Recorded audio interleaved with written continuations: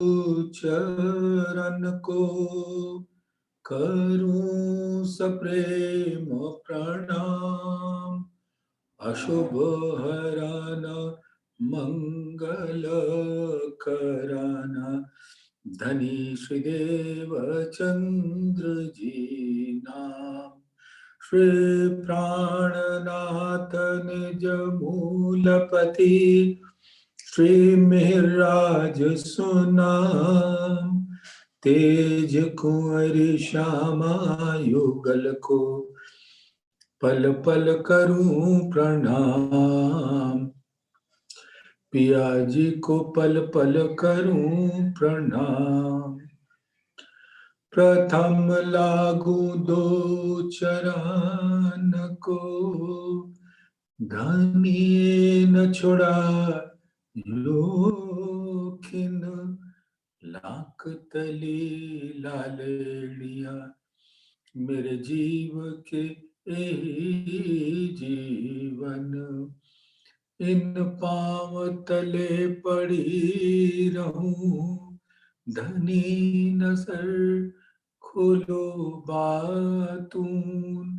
पलना वालों निरखूं नेत्रे मेरे जीव के यही जीवन। मेरे जीव के यही जीवन। धामधनी अक्षरातीत के परम लाडले सुंदर साथ जी, आपके हकीकत स्वरूप, मार्फत स्वरूप, हकीकत स्वरूप, आवेश स्वरूप, धामधनी के अंगे संगे आप जहां भी हैं, आपके कोमल चरणों में इस आत्मा के प्रेम भरे दिल के सिजदा को कबूल फरमाइए। प्रणाम जी, प्रणाम जी सुंदर साथ जी, प्रणाम जी।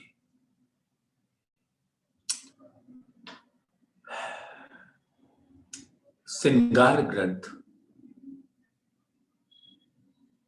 के समापन होता है अंतिम प्रकरण 29 से, जिसमें अक्षरातीत नूर जमाल ने उद्घोष किया है, रूहों में रे तुम्हारा आशिक।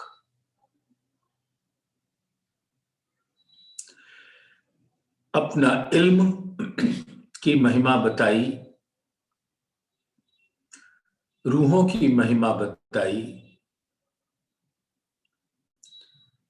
और इस इल्म से रूहों की बदौलत इस नासूती ब्रह्मांड को, नश्वर ब्रह्मांड को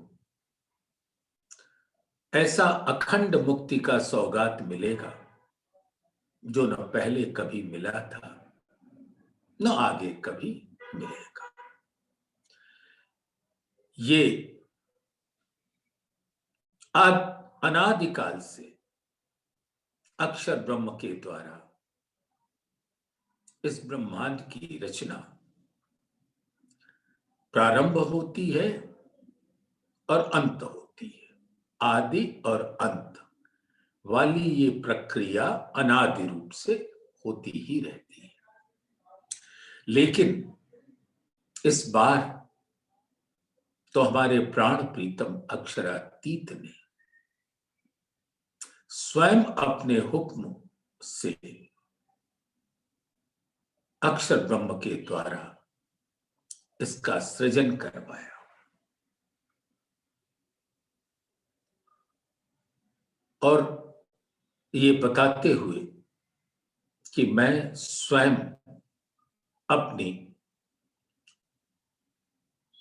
रूहों के संग इस संसार में अवतरित होऊंगा।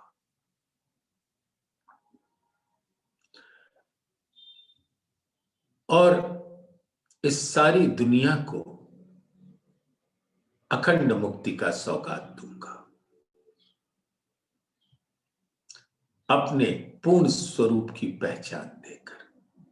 निज नाम सोई जाहिर हुआ, जाकी सब दुनी राह देखत, मुक्त देसी ब्रह्मांड को आए ब्रह्म आत्म सत। धामधनी आत्म दुल्हन सतंग अक्षर ब्रह्म अपना पूर्ण स्वरूप से अवतरित होते हैं इस संसार में। और ये हम सब मोमिन अब तक अच्छी तरह से ये जान चुके हैं कि हम अपने प्राण प्रीतम के नूर तन हैं, नूर दिल हैं, उनसे परम धाम में हमेशा अरस परस रहते हैं। और यहां पर भी धामधनी हमसे अलग नहीं होते और कभी हो भी नहीं सकते।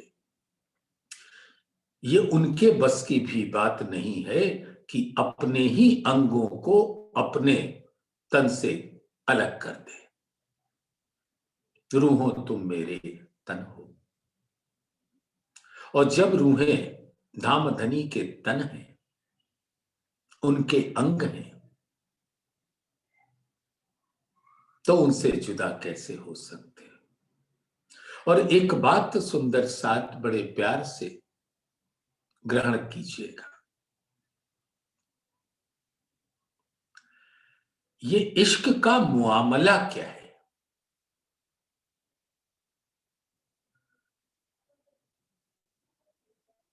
ये लश्कर सारा दिल का, सो दिल भरी सब चाहे, अपना दिल दे उनका लीजिए, इन विध चरणों पहुंचाए। धामधनी के चरणों से हमारी निस्बत है, मूल निस्बत है। इस संसार में भूले हैं तो क्या हुआ, दिल का मुआमला है, और अपना दिल दे उनका लीजिए, इन विध चरणों पहुंचाए। धामधनी ने इसी श्रृंगार ग्रंथ में बता रखा है, अंग देखे जेते सूरत के, सो तो सारे इश्क सागर। यानी धामधनी के अंग अंग इश्क का सागर है। नक्शे शिक तक गुण अंग इंद्रिय सब इश्क के, इश्क है बान वचन पिंड प्रकृति सब इश्क की, इश्क कहन सुन। प्रकरण 20 में धामधनी फरमाते हैं कि हमारे प्राण प्रीतम का अंग अंग इश्क का सागर है, और इश्क का सागर ही निस्बत का सागर है। श्री महामत कहे मोमिनो, ए निस्बत इश्क सागर। और रूहों को बता दिया कि वो हमारे तन है, हमारे नूर अंग है। तो जिस तन जिस अंग का रोम रोम इश्क का सागर है, और रूहें भी वही तन है, तो इश्क किसका हुआ, दामधनी के तन का, दामधनी के अंगों का। तन यानी कि पूर्ण तन, और उसके अंग नख से शिख तक, जहां भी देखो वो रूहें हैं, और वो सब इश्क का सागर है। बस इस एक वहदत का की पहचान नहीं थी परम धाम के अंदर। हमें क्या पता था कि मैं धामधनी का तन हूं, धामधनी का अंग हूं, धामधनी के दिल का जो नूर है उसी का आकार मेरा है और मैं धाम धनी से अरस परस हूं, उनसे बिल्कुल अलग नहीं हूं। जब अलग ही नहीं हूं तो ये कैसे हो सकता है कि इश्क हमारा नहीं है, इश्क धाम धनी का है। हाँ, ये भी सत्य है कि इश्क धाम धनी का है, लेकिन उनके ही अंग तो रूहें हैं, इसलिए रूहों का भी इश्क है, धाम धनी का भी इश्क है। लेकिन हम को ये बात समझ क्यों नहीं आई परम धाम के अंदर? क्योंकि हमको मूल में यही नहीं पता था कि धाम धनी का तन और हमारा तन दोनों ही धाम धनी के दिल का प्रकट स्वरूप है। कहां पता था? अगर हमें यह पता होता सुंदर साथ कि धाम धनी का दिल ही नूर है और वो नूर ही हकीकत के स्वरूप में आकार धारण करता है अपने अनंत गुणों से। जो गुण हृदय अंदर सो मुख देखे जाने जाए, ऊपर सागर तापूरन ताते दिल की सब देखा है। हक के मुख का नूर जो सो नूर है सागर जान, तेज ज्योत या सलूखियां शोभा सागर भरा आसमान। तो स्वलीला अद्वैत का हर स्वरूप अद्वैत का प्रकट स्वरूप है और वो अद्वैत ही मूल अद्वैत वाहिद धाम धनी का दिल है, जो नूर कहलाता है। अब वो नूर कि हम लहरें हैं, किरणें हैं, तरंगे हैं, ज्योति हैं,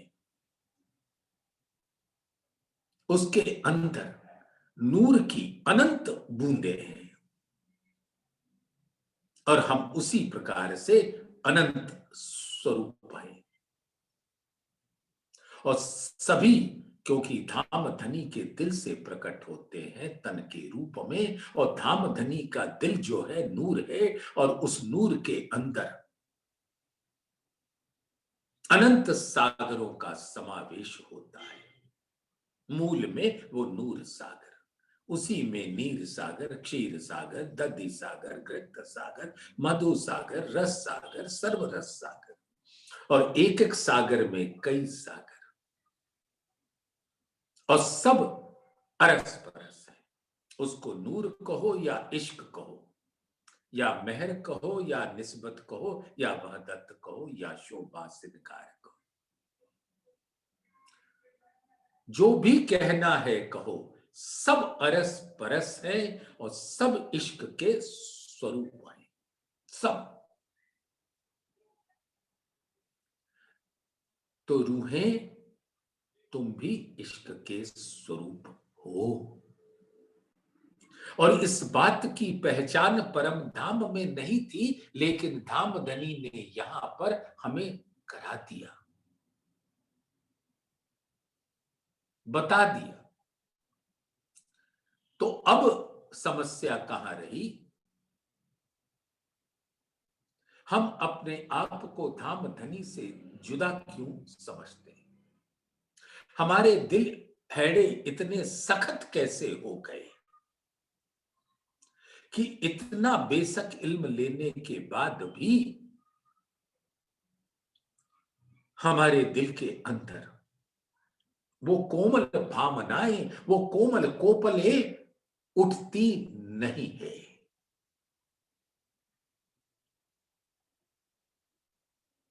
धामधनी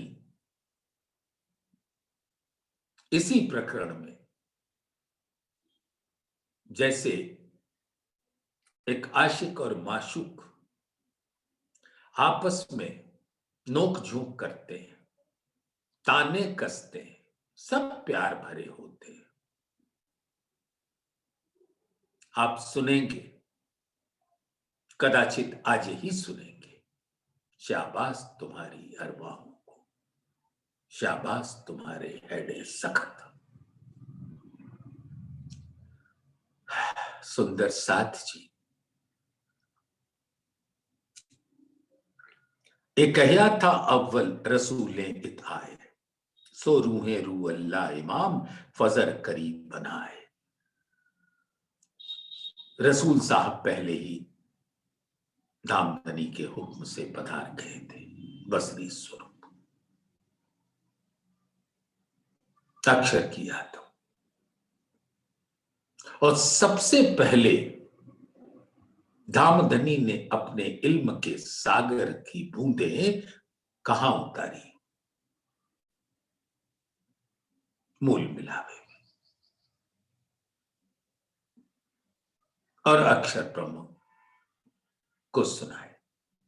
वो 90,000 हर्फ ही हर ज्ञान का मूल है।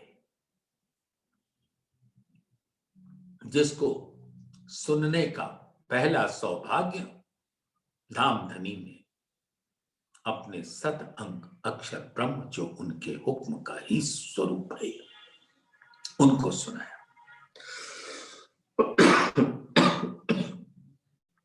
हुक्म नूर खुदाए का, जो है नूर जलाल।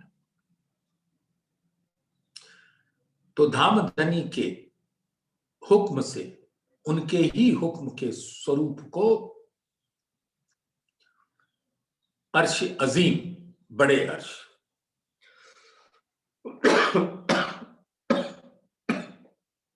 रंग महल के अंदर बुला लिया और 90,000 हर्फ सुनाए। अक्षर ब्रह्म ने जो रंग महल के स्वरूप को कभी नहीं देखा था, वो भी दिखा दिया। अक्षरातीत के महल में प्रेम इसक बरतत, सो सुध अक्षर को नहीं किन विध केली करत। नहीं पता था, रूहों को उन्होंने देखा नहीं था। धामधनी के पूर्ण स्वरूप को देखा नहीं था। उनके दिल को, आनंद अंग को, श्यामा जी को देखा नहीं था। तो कैसे दिखाते? बुला लिया मूल मिलावे में और दिखा दिया। वैसे तो अक्षर ब्रह्म भी फरामोश हैं, जैसे और वहदत के स्वरूप फरामोश हैं। बैठी अंग लगाए के ऐसी दई अंतराय, ना कछु नैनो देखत, ना कछु आप ओल खाए। बैठी अंग लगाए के ऐसी दई उल्टाए, ना कछु दिल की कह सको, ना पिया शब्द सुनाए। ऐसे ही होता है। लेकिन उसके बावजूद अक्षर ब्रह्म को रफ रफ के तख्त पर बिठाकर इश्क का स्वरूप देकर रंग महल में बुलाया, जागृत बुद्धि के संग, जिससे उतने क्षणों के लिए अक्षर ब्रह्म की आत्मा जागृत थी। देख भी सकती थी, सुन भी सकती थी, कह भी सकती थी, और ये सब हुआ वहां पर। रूबरू बातें हुई जो हरफ मुक्तात है। रूबरू बातें हुई, उन्होंने पूछा भी कि आबदार मोती कौन है, जिनके चेहरे पर मानो ताला लगा हुआ हो। ये कुछ भी नहीं बोल सकते, देख सकते, ऐसा प्रतीत होता है। तब धामधनी ने उन्हें अपने दिल के इल्म के सागर की कुछ बूंदों से नवाज दिया। 1000 हरफों में उसका बयान हुआ। और फिर बातें तो विद विद की बहुत सारी हुई और आदेश हुआ कि इसमें से 30,000 तुम जाहिर करोगे, क्योंकि ये रूहें मेरे संग आएंगी, तुम्हारे संग नहीं। फरमान ले आए मोहम्मद, किन खोली ना इशारत। तब रूहें आई न थी तो पीछे फेर करी सरत। फिर मैं अपनी श्यामा जी के साथ अपनी रूहों के साथ आऊंगा, तो बाकी के 60,000 में से 30,000 श्यामा जी को अख्तियार दूंगा खोलने का, जिसे तारतम ज्ञान कहा जाएगा। और बाकी के 30,000 मैं स्वयं खोलूंगा और मेरे अंदर तुम भी होगे और श्यामा जी भी होंगी और रूहें होंगी, और वो असल हक जात का स्वरूप होगा, हक आदि की लोग कहना, और वो प्राणनाथ का स्वरूप इस आखिरी जमाने के खाबंद का स्वरूप होगा, श्री जी साहिब जी मेहरबान का स्वरूप होगा। मैं अपने हुक्म और नजर के साथ अपनी रूहों के संग आऊंगा, और वो आखिरी 30,000 तो मैं खोलूंगा ही, उसके साथ साथ बाकी 60,000 भी मैं खोलूंगा, और तब तुम्हारा दिल भी होगा रोशन। तब तुम्हें पता चलेगा कि ये रूहों के आबदार मुख पर ऐसा कुलफ क्यों लगा है। जब तेरा दिल होगा रोशन, और वो रोशन कब होगा, जब प्राणनाथ के अंदर पूर्ण स्वरूप विराजेंगे। दामोदर।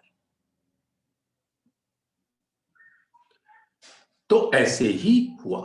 एक कहिया था अव्वल रसूले इत आए, सो रूहे रू अल्लाह इमाम फजर करी बनाए। तो पहले खुद आए, शरीयत और तरीकत के अल्फाजों को जाहिर किया, और उनका जाहिर एक मूल मकसद उनको सौंपा गया था कि सारी दुनिया जो बहुदेव पूजक है, न जाने कहां कहां भटकती रहती है, कैसे कैसे अटकल ज्ञान में, तो ज्ञान की बातें तो बाद में होंगी, पहले उनको एक मेरे स्वरूप पर ईमान ले आना। उनको कहना कि अल्लाह एक है, खुदा एक है, उसके अलावे दूजा कोई नहीं, और तुम उस खुदा के रसूल हो। ला इलाहा इल्लल्लाह मोहम्मद उर रसूल अल्लाह।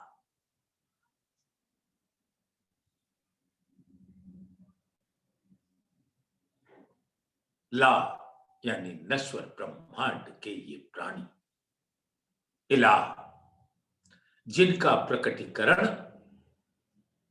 तुम्हारे द्वारा, तुम्हारे मन के द्वारा हुआ, वो इलाह है, योग माया का ब्रह्मांड। और इल्लल्लाह अर्श अजीम परम धाम, लाहूत आहूत, ऐसे सुंदर स्वरूप।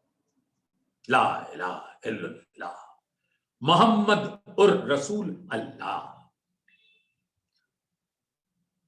और ऐसे हुक्म के स्वरूप रसूल साहब अल्लाह के रसूल हैं, अल्लाह के पैगंबर हैं। और वो चढ़े उतरे, चढ़ के सुना, फिर उतरे और उन्होंने बताया कि मैंने अल्लाह की सूरत देखी है। अमृत जुल्फे हैं उनकी, किशोर स्वरूप है उनका।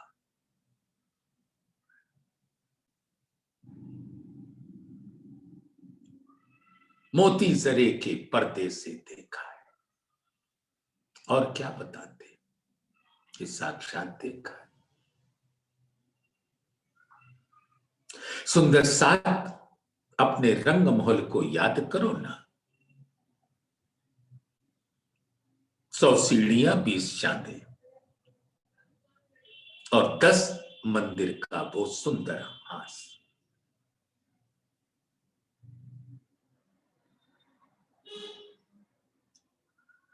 और सीढ़ियों, जहां सीढ़ी पहुंचती है, चौक दोनों तरफ चबूतरे, और चबूतरे 4-4 मंदिर के दोनों तरफ 5-5 थंब, हीरा माणिक पुखराज 5 नीलमी, दोनों तरफ खुले थंब। पीछे उसके रंगमहल के दीवार पर अक्सी था। और चांदनी चौक में खड़े होकर जब अक्षर ब्रह्म निहारते थे, वही रंगमहल है जहां सबको सिजदा करना है। तो उस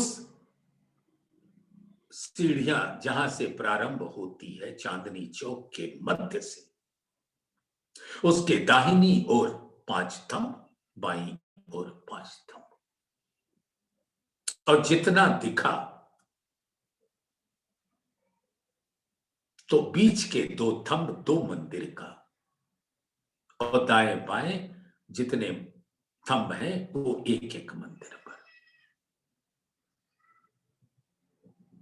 तो बीच के दोनों हीरा के थंब, फिर उसके दाएं बाएं माणिक, फिर उसके दाएं बाएं पुखराज के थंब।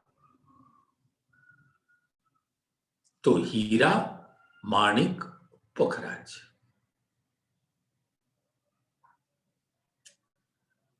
तो हीरा के बगल में 2 थंब इधर, और हीरा के बगल में 2 थंब दाएं बाएं। ऐसे इन थंभों के स्वरूप, और इन्हीं का अक्सी स्वरूप जो रंगमहल की दीवार पर है, अक्सी थंब। ऐसे ही अक्सी थंब की प्रतिमा बनाकर पूजने का आदेश दिया, सिजदा करने का आदेश दिया।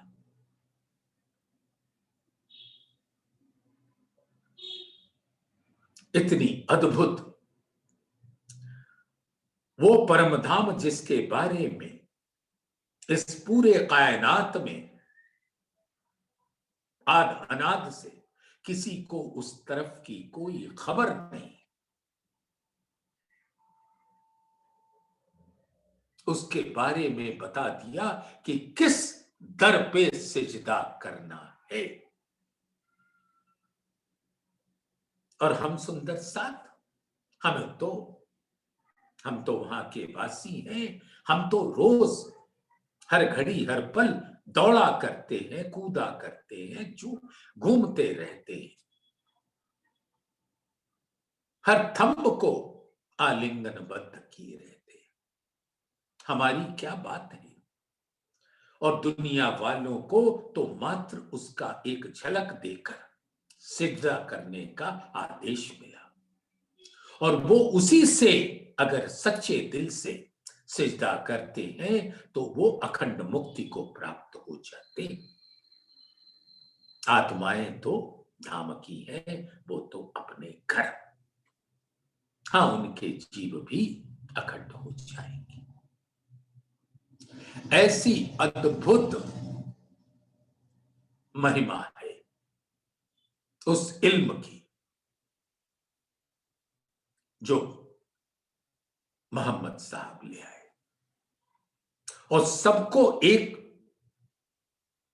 सूत्र में बांधकर पिरोकर सिजदा करने का आदेश दिया और मात्र एक अल्लाह पर यकीन करने का हुक्म दिया।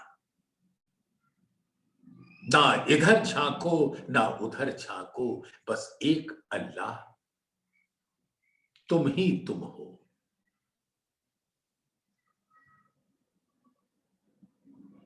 ये शरीयत बांधी उनके लिए,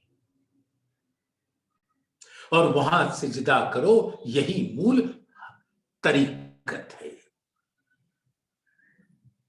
सुंदर साथ कह रहे हैं, एक कहिया था अव्वल रसूले इत्हाए।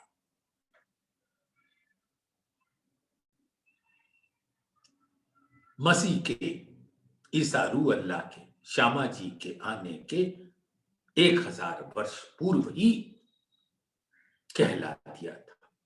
एक कहिया था अव्वल रसूले इत्हाए, सो रूहे रूह अल्लाह इमाम, दामदनी का वह जात स्वरूप प्रकट हुए 1000 वर्ष बाद, 990 वर्ष के बाद फजर करीब बनाए, और अब अपनी आत्माओं को अपने दिल के वो भेद बताने के वास्ते दामदनी आए। हमने परमधाम में क्या क्या लीलाएं की थी, याद कर लो। परमधाम के 25 पक्ष हमारे अंग अंग में समाये रहते, और हम क्यों भूले बैठे हैं, क्यों हमारे हेड़े सख्त हैं। धामधनी कटाक्ष कर तो रहे हैं, लेकिन उस कटाक्ष में उनका प्यार ही प्यार है, लाड़ ही लाड़ है, इश्क ही इश्क है।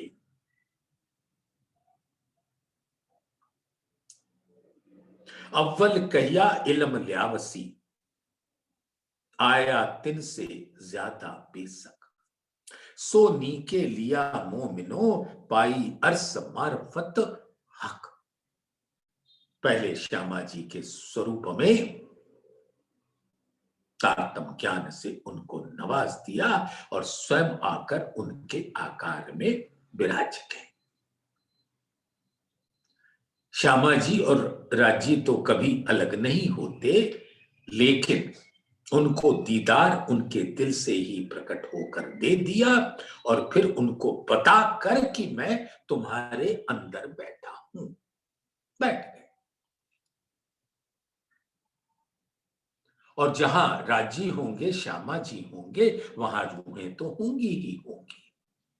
तो उनका स्वरूप भी वही था। हम भी तो आए थे अपनी रूह अल्लाह के संग, पता कुछ नहीं, वो बात अलग। अरे पता तो हमें परमधाम में भी नहीं था, तो यहां कौन सी खास बात हो गई जो भूल गए। वहां जागृत अवस्था में नहीं पता था, यहां तो फरामोश अवस्था में नहीं पता। अब जब मैं ये कह रहा हूं कि वहां जागृत अवस्था में नहीं पता, यानी हमको इश्क के स्वरूप का आभास नहीं था, पता नहीं था। बहुत सारी बातें पता थी, लेकिन इश्क का नहीं पता था, धामधनी के दिल का नहीं पता था।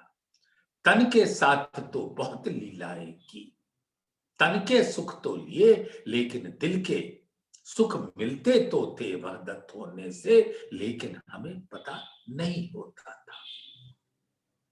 और यहां तो बिल्कुल ही भूल गए, घर को भी भूल गए, अपने आप को भी भूल गए, और धाम धनी को भी भूल गए। क्या हालत हो गई हमारी सुंदर साथ। याद करो हक मोमिनो, खेल में अपना कसा। थके कौल किया उतरते, अलस्तो बीरब कुन। याद करो ना खिलवत की उन बातों को। तो अव्वल कहिया इल्म ल्यावसी, आया दिन से ज्यादा बेसक। और फिर वही हराहुल्ला स्वरूप सुपेत कुदरी में आए। हिजाब श्यामा जी ने तोली, बस दो, दूसरे ऊपर मुख्तार। वाणी साफ कहती है कि श्यामा जी पहली बार कब आई? 990 वर्ष मास 9 हुए रसूल को जब, तब आए।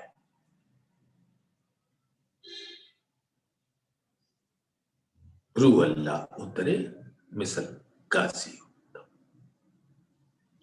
ऐसे आए ना।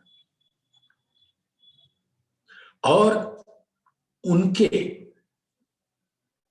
बाद ये भी कह दिया कि दूसरे हिजाब से तारतम ज्ञान का विस्तार होगा।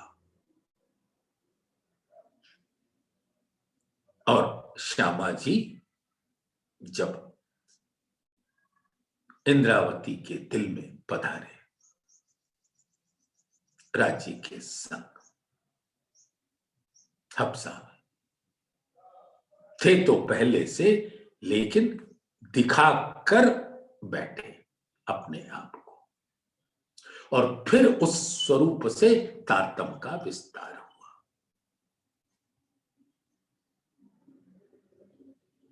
और इस प्रकार से सुंदर साथ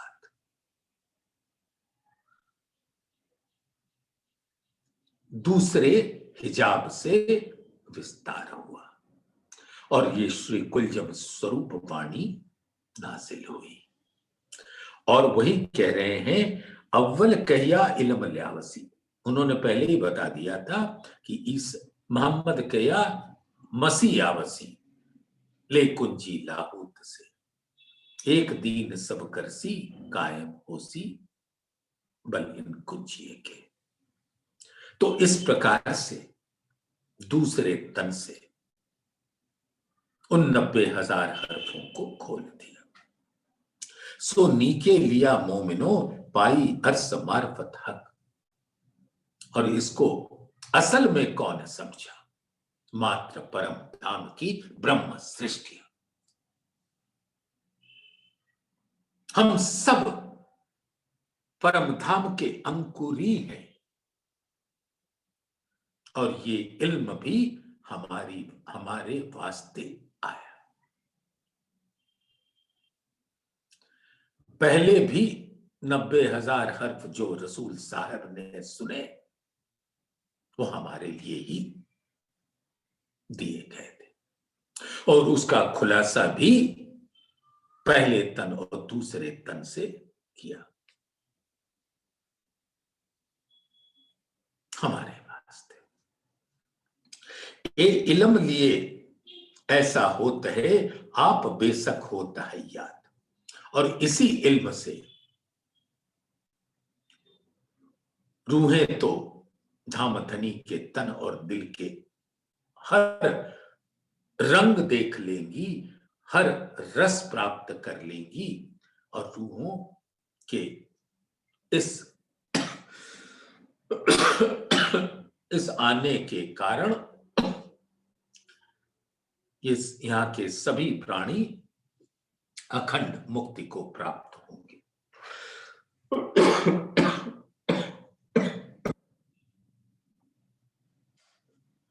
ये इल्म लिए ऐसा होता है, जब ये तारतम वचन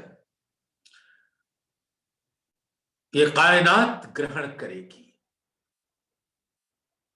तब बेशक ही अखंड मुक्ति को का सौगात मिलेगा। और कायम हुए देखे सबको, पावे दीदार बातून हक जात।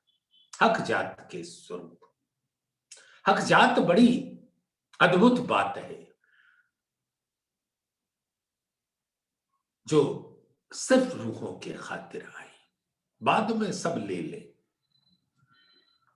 जात यानी धामधनी का दिल, मार्फत स्वरूप। हक जात, पाई अर्स, मार्फत हक। अर्स यानी हकीकत और मार्फत यानी दिल, तन और दिल हक के। तो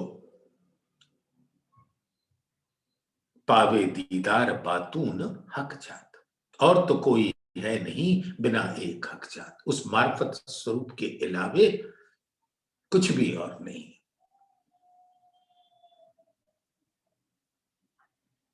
और तो कोई है नहीं बिना एक हक जात। जातमा है यानी धामधनी के दिल में, और जातमा है हक वाहिद तत्व, यानी परम धाम का स्वलीला अद्वैत स्वरूप के सभी आकार धामधनी के दिल में ही विराजते हैं। और जातमा है हक वाहिद तत्व, हक हादी गिरो कहलात। जुगल स्वरूप रूहें और परम धाम के वो 25 पक्षों के सभी स्वरूप धामधनी के दिल में रहते हैं। हक हादी अर्स मोमिन, सो तो पहले हक दिल में आए, और वही दिल आवेश स्वरूप से प्राणनाथ के रूप में प्रकट होते हैं। तो वहां भी जुगल स्वरूप अपने हर वहदत के अंग के साथ होते हैं। अक्षर ब्रह्म भी उनके वहदत अंग है। तो पावे दीदार बातून हक जात। तो जब ऐसे अखंड मुक्ति मिलेगी, तब सबको उस हक जात यानी मार्फत स्वरूप की पहचान होगी। देखी अपनी भिस्त आप नसरो, जो होसी बका परवान। सब कर्म काटे हक इलम सो, ये देखी बेसक महर सुभान। अब सब प्राणी अपने इन नैनों से धामधनी के स्वरूप को देखेंगे, योग माया के ब्रह्मांड नूरी बहिश्तों को देखेंगे। देखी अपनी भिस्त आप नसरो,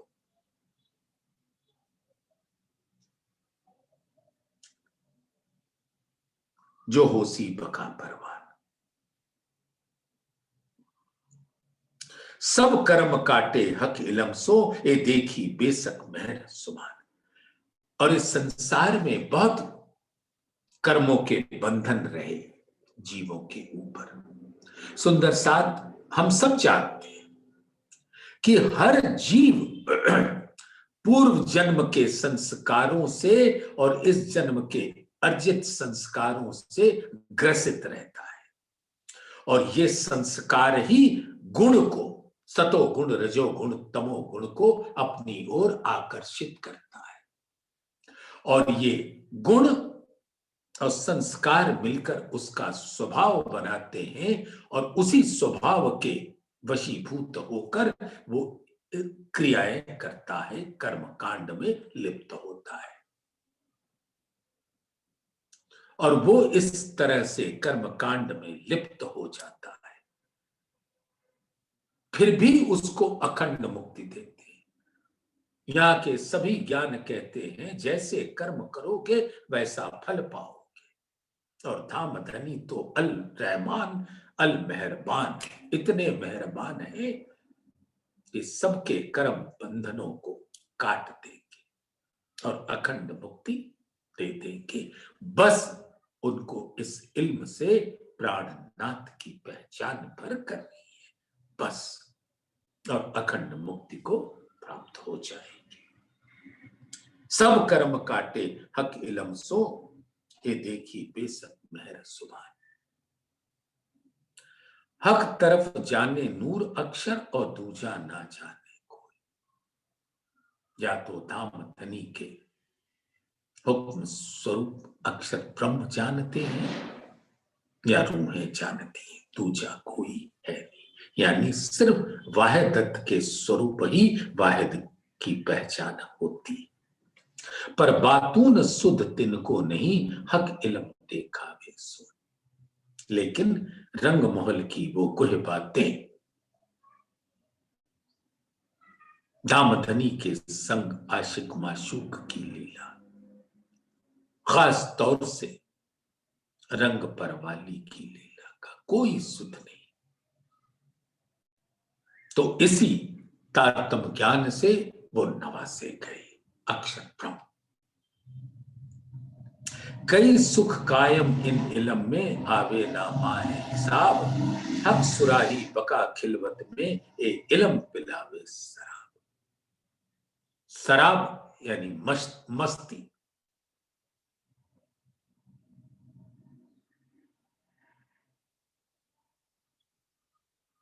धामधनी की अद्भुत मेहर से ये इल्म उतरा, और इस इल्म से इश्क के रस की प्राप्ति सबको होती है, जिसने जिसने इल्म लिया। और जित आया हक इल्म अर्स दिल कहिया सोए। हक ना आमे इश्क बिना, और हक बिना इश्क ना होए। और ये तीसरे चरण में जो इश्क का बात कही है धामधनी ने, वो निस्बत है अंकुरियों के लिए। कैसे? श्री महामत कहे मोमिनो ए निस्बत इश्क सागर। तो जो जिनकी निस्बत है उनको ही ये इल्म का मस्ती मिलेगी। और जित आया हक इलम अर्श दिल कहिया सोए। ऐसे अंकुरियों का दिल अर्श होता है, वहां धामधनी की बैठकी होती है। और जित आया हक इलम अर्श दिल कहिया सोए। हक न आवे इश्क बिना, यानी हक निस्बत के बिना तो आएंगे नहीं, सिर्फ अपनी रूहों के दिल में आते हैं। हक ना आवे इश्क बिना, और हक बिना इश्क ना होए।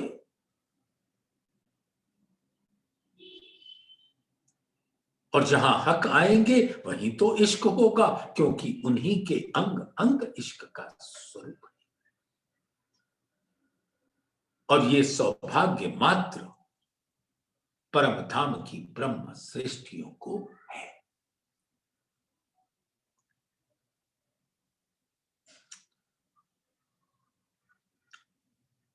तो ए इलम पिलावे शराब, सो मैं भेजिया तुम्हें मोमिनो, देखो पहुंचिया इश्क 14 तबक। ऐसा इश्क मेरा तुम सो इन पाइए ना जरा सक। देखिए सुंदर साथ हम रूहों को धामधनी क्या कह रहे हैं, उनकी बातों को सुने,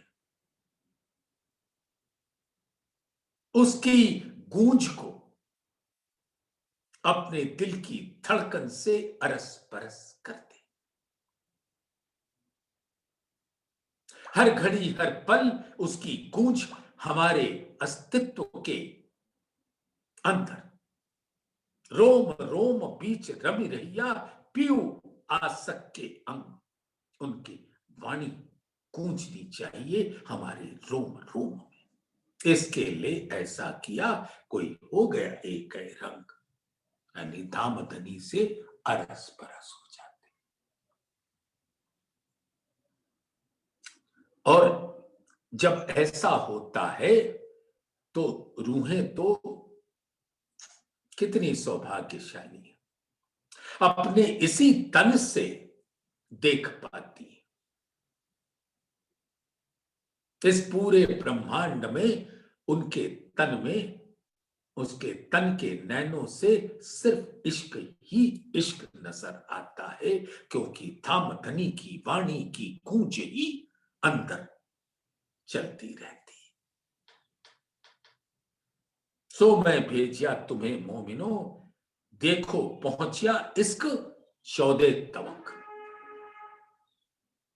ऐसा इश्क मेरा तुम सो, और सिर्फ तुमसे इश्क है इसलिए ऐसा हो रहा है।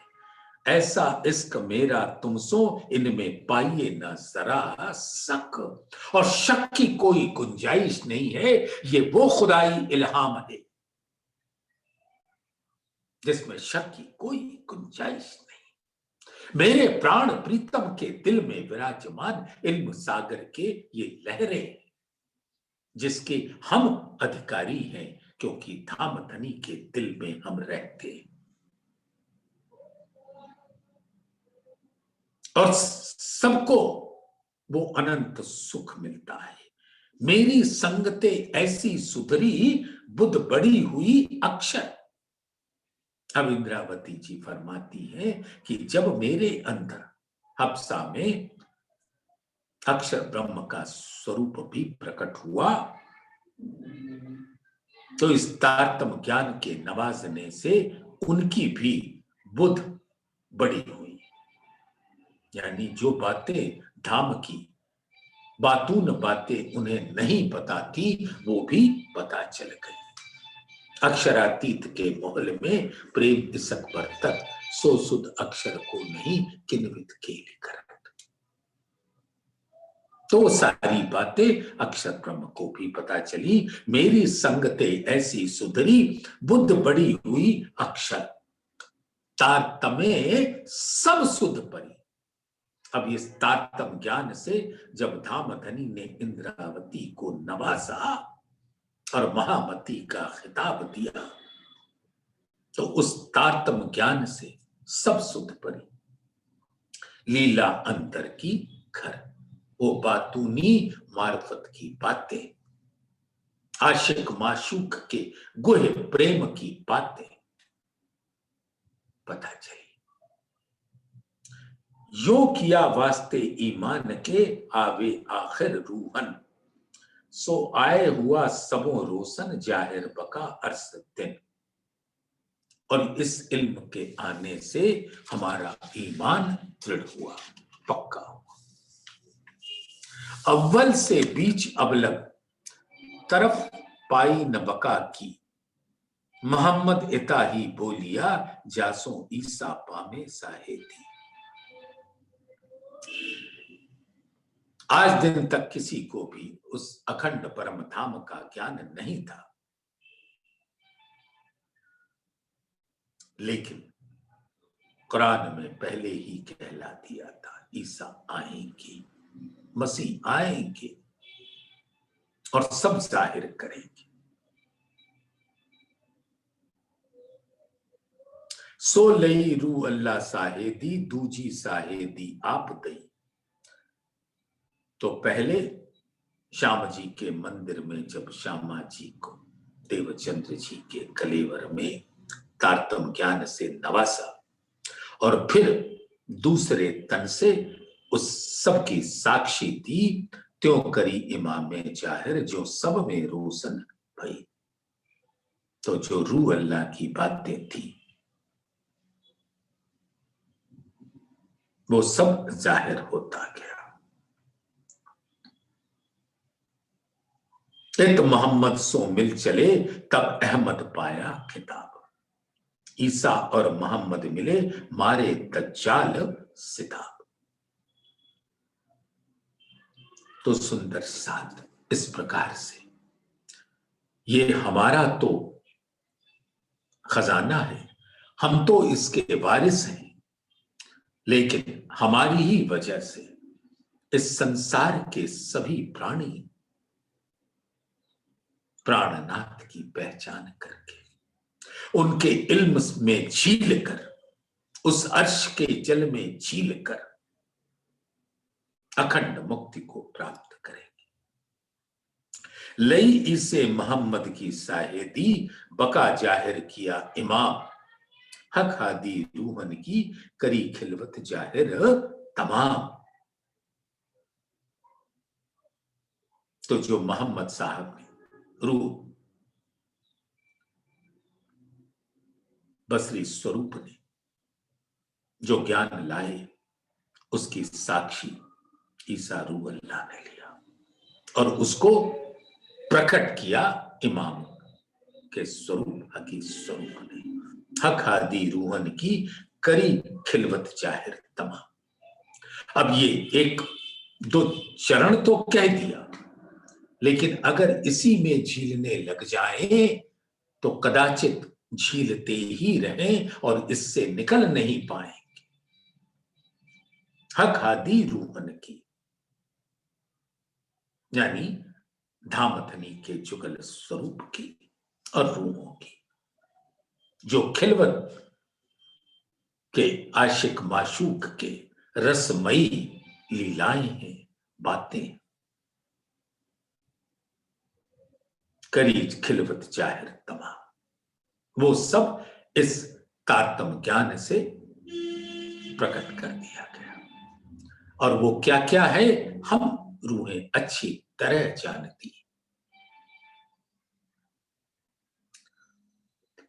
इन आखिर दिनों इमाम बानी बोले नबका बिन, सो सिर ले सुकन गिरोह ने कायम किए सवन। और जब ब्रह्मवाणी का अवतरण अंतिम चरण में पहुंच गया, तब श्री जी साहेब जी ने सिर्फ परम धाम की चर्चा की। अब हम चले धाम को साथ अपना ले, लिख्या कौल फरमान में आए पहुंच आइए। अब वो वक्त आखिरत आ चुका है, वाणी नाजिल हो चुकी है। अब हम चले धाम को साथ अपना ले। हम अकेले तो कैसे जाएं? श्यामा जी देवचंद्र जी के तन से न जा सकी, क्योंकि मैं यहां खड़ी रो रही थी। मैं यानी सभी आत्माएं रो रही थी। तो कैसे जाते? तो मैं भी कैसे चली जाऊंगी? नहीं जा सकती। सबको अब हम चले धाम को साथ अपना ले। तो सुंदर साथ धाम धनी हमको लेकर ही जाएंगे। बस थोड़ा सा ही तो आपको हमको करना है कि इस वाणी में अर्श के जल में गोते लगाते रहना है। तो इन आखिर दिनों इमाम बानी बोले नबका बिन, संवत 1748 में वाणी का अवतरण हुआ। फिर अगले 3 वर्ष अंतर ध्यान की लीला के पहले सिर्फ किरंतन के वो शब्द प्रकट हुए जिसमें धामधनी अपने रूहों के संग परम धाम की राह पर निकल ली। और वो आज भी शब्द गूंज रहे हैं, अब हम चले धाम को साथ अपना ले। अरे मेरे प्यारे सुंदर साथ जरा देख तो लो, श्री गुम्मट जी स्वरूप में जहां उनके आदेशानुसार गुम्मट जी की तरहेटी में चंदन के झूले पर वो विराजे, अखंड योग माया की अखंड चितवन की मुद्रा में, योग माया नहीं, अखंड चितवन की मुद्रा में धाम। और उन्होंने बंगला साहिब और श्री गुम्मट जी के स्वरूप के बीच में जो धाम चबूतरा है, वहां तख्तरवा उतार दिया। आओ बैठ जाओ उस 16 पहल के तख्तरवा, जो 8 सागर 8 जिमी के 16 पहल है। परम धाम का स्वरूप है, बड़ी रांग का स्वरूप ही तख्तरवा का बाहरी किनार है। और हम सब उसके अंदर विराजे, और में हमारा परम धाम उसी तख्तरवा में। गुम्मट जी की तरफ निगाह उठाइए, सुंदर साथ आप देखेंगे कि जैसे प्रवेश करते हैं एक त्रिपोलिया का स्वरूप है, जैसे सर्वरस सागर के त्रिपोलिया से हम अंदर प्रवेश करते हैं तो मानो बड़ा दरवाजा आ जाता है, सर्वरस सागर खुल जाता है और मेहर की लहरें हम सबको अपने अंदर खींच लेती हैं। ऐसे सुंदर इल्म सागर से हम अरस परस हो जाते हैं। ऐसे सुंदर स्वरूप को आइए सुंदर साथ हम दिल के अंदर रख लें और इससे एक क्षण के लिए भी अलग ना हो।